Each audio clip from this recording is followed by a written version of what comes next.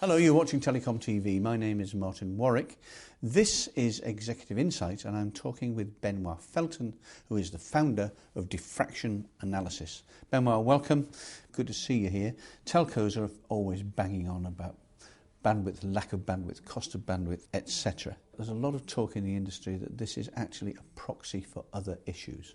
Do you agree with that? Oh, absolutely. I think that it's very difficult. In fact, it may even be impossible to unravel the part of this that is genuine bandwidth issues from the part that is over-the-top services or online service providers are effectively disintermediating services provided by telcos, voice and TV first and foremost, but potentially other services down the line.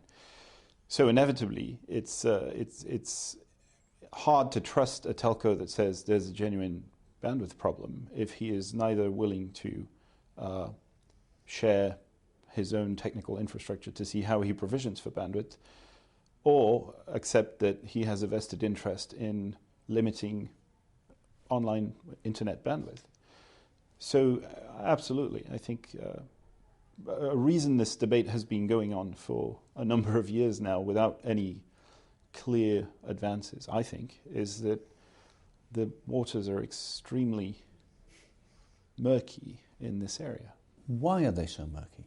First of all, because service providers are offering batches of services, bundles, that's the official word. Indeed. Some of which require online access and others that don't. But they're mixing all of that in a single service proposition, quite often with a single price tag attached, so that when you buy a, say, nominal 15 megabit per second service, you don't know how much of that actually allows you to go on the internet. That's how much your line can sustain.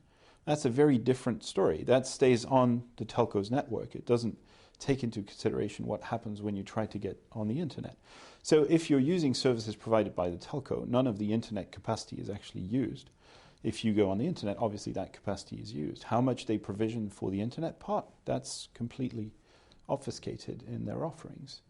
And so customers don't really know what they buy. All they can judge things on is quality of experience. And if they're unhappy, they're going to blame someone. Quite often they're going to blame the telco. So it's not really in the telco's benefit to keep doing that. And that's partly, I think, why they say there's a bandwidth problem. But at the same time, since we don't know what their cost bases are and how they provision, it's very hard to say, yes, there is a bandwidth problem and we should address that.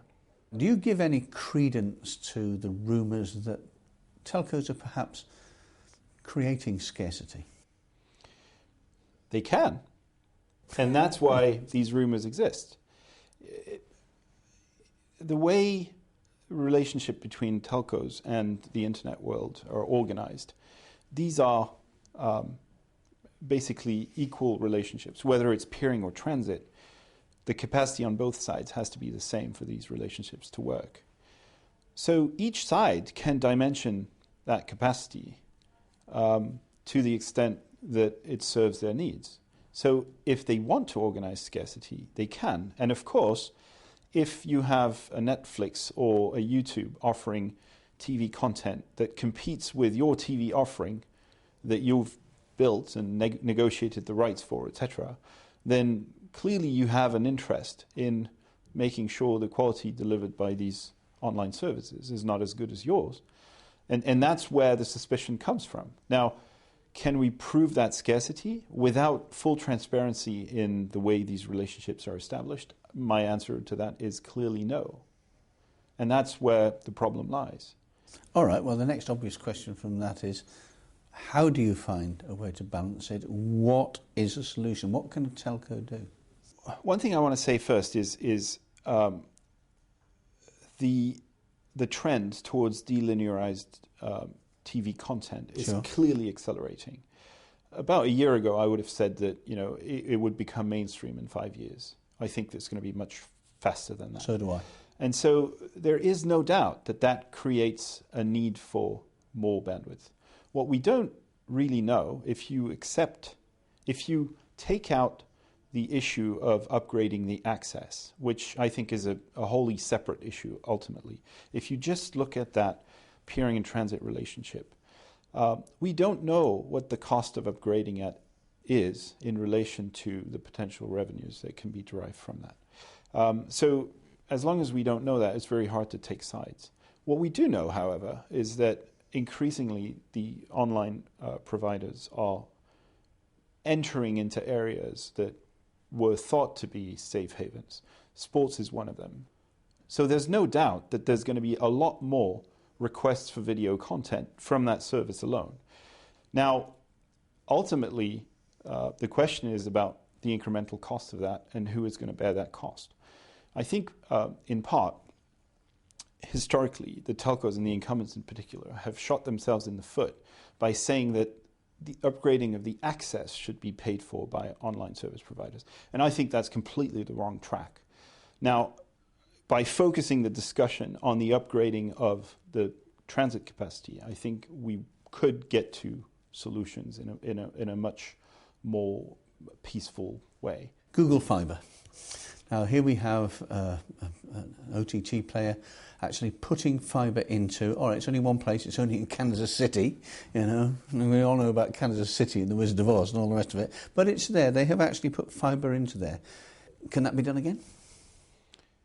By Google, certainly, if they were willing to put the money. I have doubts that they would be willing to do it again, or maybe do it once in Europe somewhere to not look like they're just US-centric. As what? Sort of proof of concept? What's the purpose? To be honest, I'm a bit puzzled by that. Originally, I think the purpose was very clear. The purpose was to build an open access network to demonstrate that open access was economically viable, and to build a blueprint so that municipalities could look at how that was done and replicate it. I think as the project progressed, neither of these goals were top of the agenda, and in fact they completely slipped out. So my view now is, A, it's not replicable in the sense that a US municipality or another operator can't just go in, do what Google did, and be as successful as Google will undoubtedly be. And a big part of why that's not replicable is Google's brand, which carries a huge amount of weight that no one can match. The second reason it's not replicable is it's become a black box. So this whole idea of it's a blueprint, it's very transparent, etc., has disappeared. So typically, how does Google pay for transit in 1 gig to every home? I don't know, but I suspect that someone else will certainly not be able to get the kind of costs that Google gets. So if you can't get the same cost base as them, you don't know how they did it, and you don't have the power of their brand, it's become a non-replicable project, which leads me to say I don't really know why they did it anymore. We could talk about, we haven't got time, I'd love to do it though, but we would talk about the experiment with municipal networks in the United States and the way in which the big boys came down like a ton of bricks and basically stopped it in its tracks. Surely that must be, it'll have to be a brief answer, Benoît, but surely that must be one of the factors behind this. In part, but we're starting to see some really successful municipal operations in the US. The head of Lafayette was once heard saying that they had 4 years of litigation, which effectively turned out into 4 years of free advertising, because the citizens became so incensed about the telcos trying to stop this that it actually created a rallying point for the community to say, yes, we really do want this. Still, a lot of municipalities are not willing to go through that to actually get to a point where they can launch a network. The other issue, very briefly, I think, and is definitely something that's very interesting to me, is I think too few of these networks have really got a disruptive strategy.